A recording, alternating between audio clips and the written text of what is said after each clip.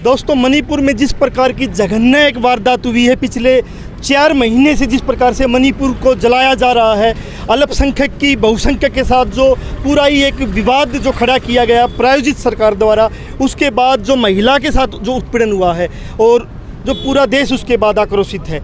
लेकिन जो सरकार है केंद्र में बैठी है वो कैसे आक्रोशित होगी, क्योंकि वही सरकार थी जिसने बिल्किस बानो के बलात्कारियों के उसके परिवार के लोगों का मर्डर किया था, जिनको कोर्ट ने सजा दी, उनको छोड़ दिया था। बात यहीं से शुरू करेंगे। एडवोकेट विक्रम मित्तल हमारे साथ है। सर, इस सरकार से क्या उम्मीद करते हो, क्योंकि इसी सरकार ने बिल्किस बानो के बलात्कारियों को और उसके परिवार के उसके बच्चों का जो हत्या की थी उनको सज़ा मिलने के बाद छोड़ दिया, तो आप तो मांग कर न्याय मिले, न्याय मिलने के बाद फिर छोड़ देंगे ये लोग?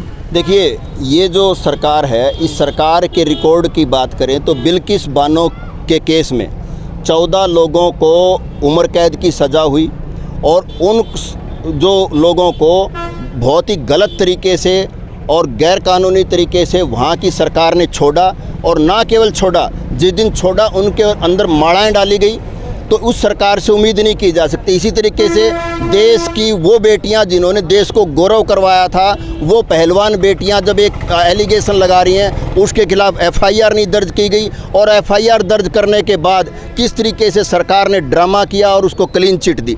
और ये वही लोग हैं, बीजेपी के लोग, जो जम्मू कश्मीर में एक लड़की के साथ रेप हुआ कठुआ में, और जो रेप करने वाले लोग थे उनके समर्थन में इन्होंने रैलियां निकाली थी, तिरंगा यात्राएं निकाली, तिरंगा यात्रा निकाली थी, तिरंगा यात्राएं निकाली थी, देश के तिरंगे को बदनाम किया था। और आज मणिपुर में 4 मई को एक घटना हुई, और मैं ये कह रहा हूँ वो जो घटना है आम आदमी उसको देख नहीं सकता। और उस महिला ने, जिसका पति कारगिल के युद्ध में था, वो उसके पति ये कहता है कि मुझे पाकिस्तान से लड़ने में कोई दिक्कत नहीं हुई, मुझे श्रीलंका से लड़ने में कोई दिक्कत नहीं हुई, परंतु आज देश की सरकार के साथ लड़ने में मुझे दिक्कत हो रही है और मैं मेरी पत्नी की इज्जत नहीं बचा पाया। ऐसी 4 मई को घटना हुई, और उस घटना के 79 दिन तक कोई केंद्र की सरकार, राज्य की सरकार ने कोई काम नहीं किया, और जब ये वीडियो वायरल हुई तो जाके एक किसी को पकड़ा गया है।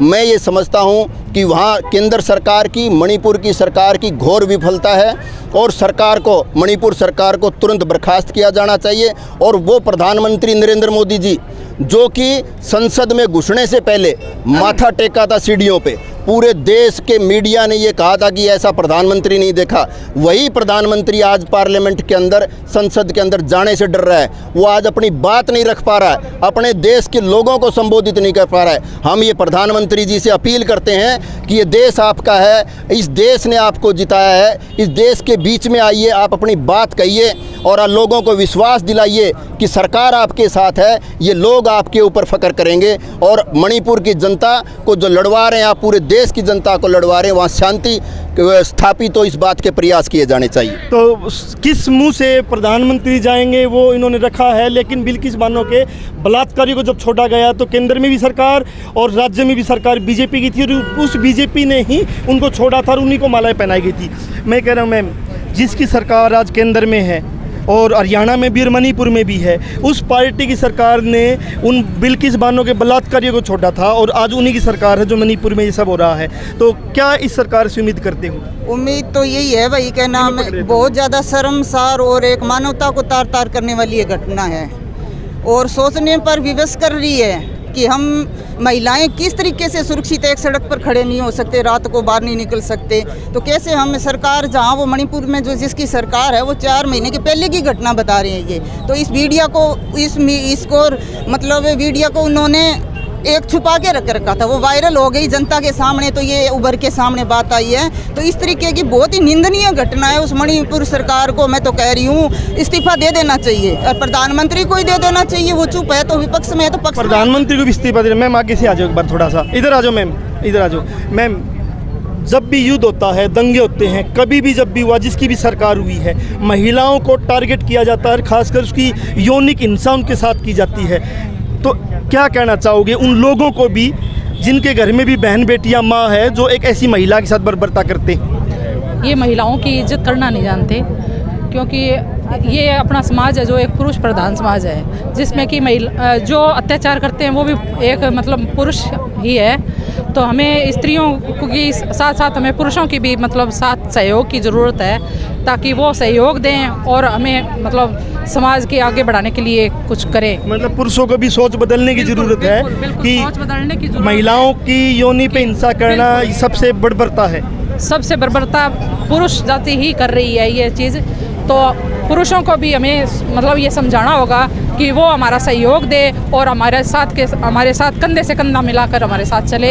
ये भी एक पॉजिटिव है कि पगड़ी समाल जट्टा के अलग अलग पूरे देश में ही लोग इन मणिपुर की इस विभत्स जो घटना के खिलाफ लोग लड़ रहे हैं। तो सतीश हमारे साथ है पगड़ी समाल जट्टा की, जिसने आज ये कैंडल मार्च जिन्होंने निकाला है, पक्का किसान मोर्चा है वहाँ से लेके यहाँ तक आए हैं। ऐसी घटनाएं जब भी कोई दंगे युद्ध कुछ भी होता है तो महिलाओं को टारगेट किया जाता है ताकि जो पुरुष है लड़ने वाले उनको दिमागी तौर पे तोड़ा जा सके। तो क्या कहना चाहोगे उन पुरुषों को जिन्होंने महिलाओं के साथ यौनिक हिंसा की है, ये बर्बरता की है? देखो, उनको फांसी की सज़ा होनी चाहिए। यही बीजेपी सरकार पहले जो थी, ऐसे ऐसे कांड जो होते थे, ये तिरंगा यात्रा निकालने का काम करते थे और दोषियों को फांसी मिले, इस प्रकार की भाषण ये सड़कों पर करने का काम करते थे। मैं ये सोचता हूँ आज ये सत्ता में है, गृह मंत्री अमित शाह आज सत्ता में है, पूरे भारत की कमान संभालता है, लेकिन मणिपुर की घटना को आज 2-2.5 महीने हो गए, लेकिन वो चुप है। हमारे खिलाड़ियों के साथ जो अत्याचार हुआ, जब ये चुप थे, ये अपने आदमियों को बचाने की कोशिश कर रहे हैं और ये महिलाओं के ऊपर जितने भी अत्याचार हुए उनकी आवाज़ दबाने की आज ये सरकार काम कर रही है। इस सरकार की नीतियां गलत है। ये सरकार बड़े बड़े वादे लेकर के आई थी, बेटी बचाओ, बेटी पढ़ाओ, बेटी का मान सम्मान करेंगे, आज कहाँ गया वो सम्मान। इसी के विरोध में हमें पगड़ी समाल जट्टा की टीम हर जगह कैंडल मार्च निकालने का काम किया है और इस सरकार का हम विरोध करते हैं। मणिपुर में तुरंत प्रभाव से राष्ट्रपति शासन लागू किया जाए। ऐसी सरकार को देश से बाहर निकालने की ज़रूरत है। हम ये मानते हैं, हम लेके आ गए थे, इनके भरोसे पर लेकर के आए थे कि ये बीजेपी सरकार भला करेगी, लेकिन हमारी बेटियां सुरक्षित जहां पर नहीं है तो ऐसी सरकार हमें नहीं चाहिए। सर, आखिरी आपसे पूछ रहा हूँ कि सर ने भी बोला है, जब विपक्ष में थे तो यात्राएं निकालते थे कि बलात्कार की घटनाएं गलत है, महंगाई गलत है, अलग अलग चीज़ें गलत है, लेकिन जैसे ही सत्ता में आए तो बलात्कारियों के पक्ष में तिरंगा यात्रा निकलने लग गई है इन्हीं पार्टियों के द्वारा। पहले जो लंबे लंबे भाषण देते थे, बोलते थे बेटी बचाओ बेटी पढ़ाओ और महिला की सुरक्षा के बारे में, महंगाई के बारे में लंबे लंबे बोलते थे, लेकिन सत्ता में आने के बाद बीजेपी सरकार का नशा हो गया और सारी बातों को भूल गई। और आज जो हो रहा है इस देश के अंदर पूरी पब्लिक को पता है। इसको देखते हुए सरकार ने इस्तीफा दे देना चाहिए और दोबारा वो करना चाहिए। मैं तो देखो, ऐसी सरकार जिस पर देश की पूरी उम्मीद थी भाई ये बहुत अच्छी सरकार बनी है, देश का भला करेगी, लेकिन उसके विपरीत हुआ।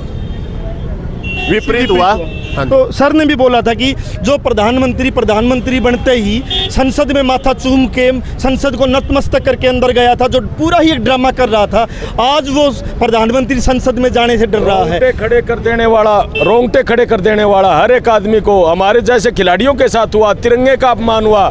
हमारी ओलंपिक बेटियां लाने के लिए जिसने दूसरे देशों में तिरंगा फहराने का काम किया, उसकी गर्दन के ऊपर पाँव थे, और जिस महिला को तार तार करने का काम किया वो साथी अपने देश के लिए सेना से लड़ा, लेकिन अपनी महिला की इज्जत नहीं बचा सका है। इससे और शर्मसार कर देने वाले मैं तो नहीं मानता भी इस भारत में इससे भी दुर्घटना की बात और हो सकती है। मैं फिर कह रहा हूँ कि जो इससे पहले मैम ने कहा था कि जो पुरुषवादी समाज है और इस चीज़ को हमने तोड़ना पड़ेगा, इस सिस्टम को तोड़ना पड़ेगा कि महिला को दबाने का हथियार बना जाए। जनमंच के साथ बने थे, नई अपडेट के साथ फिर